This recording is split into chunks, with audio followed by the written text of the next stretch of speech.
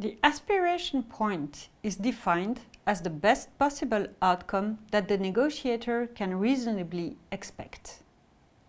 The aspiration point is the target price, the goal that negotiators set for themselves. In the case of a transaction over a good, such as a car in our example, the aspiration point, the objective, is essentially defined in financial terms. What price does John hope to achieve for his car? And Chris, how much is he ready to spend to get the object of his desire?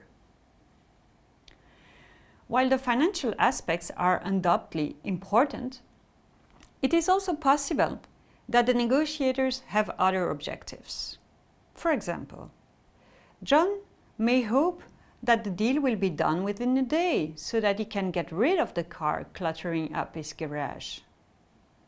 Chris, on the other hand, may hope that the payment will be made in several installments because he does not have enough cash at the moment. But let us stick to the financial aspect for now. What are the variables that will influence the aspiration point of each party? Or to put it differently, on what basis do the negotiators set their objectives? A first and fairly obvious consideration is the current state of the car market, and in particular, the estimated value of a car of that type and of that year of construction. There are many ways for traders to obtain this kind of information. There are specialized magazines that can provide information on the average price of a car.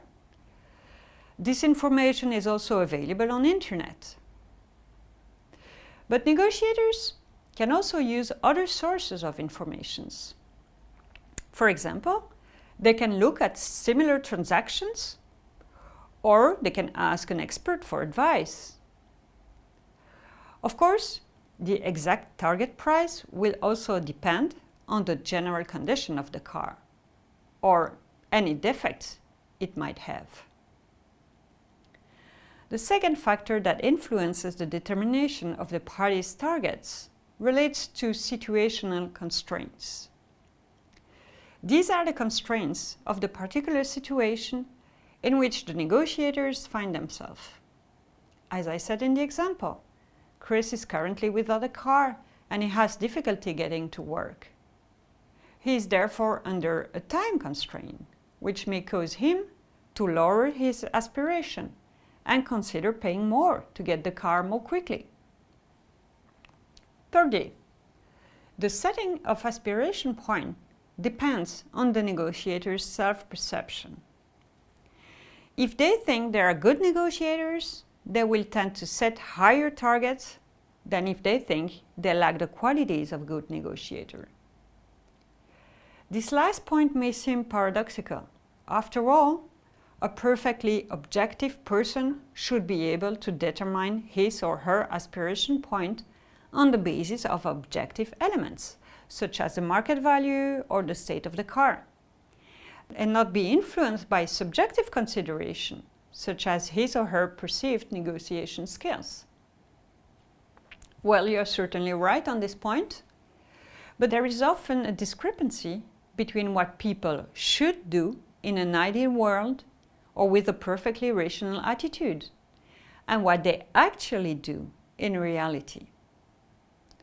The reality is that our behaviors are indeed influenced by our own opinion of ourselves and our evaluation of our own competence.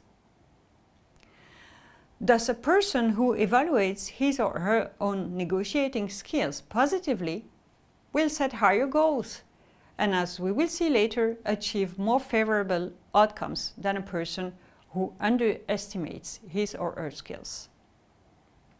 Finally, the aspiration point will depend on the alternatives available to the negotiators. The more and the better the alternatives, the higher the aspirations. We will discuss alternatives in the next video.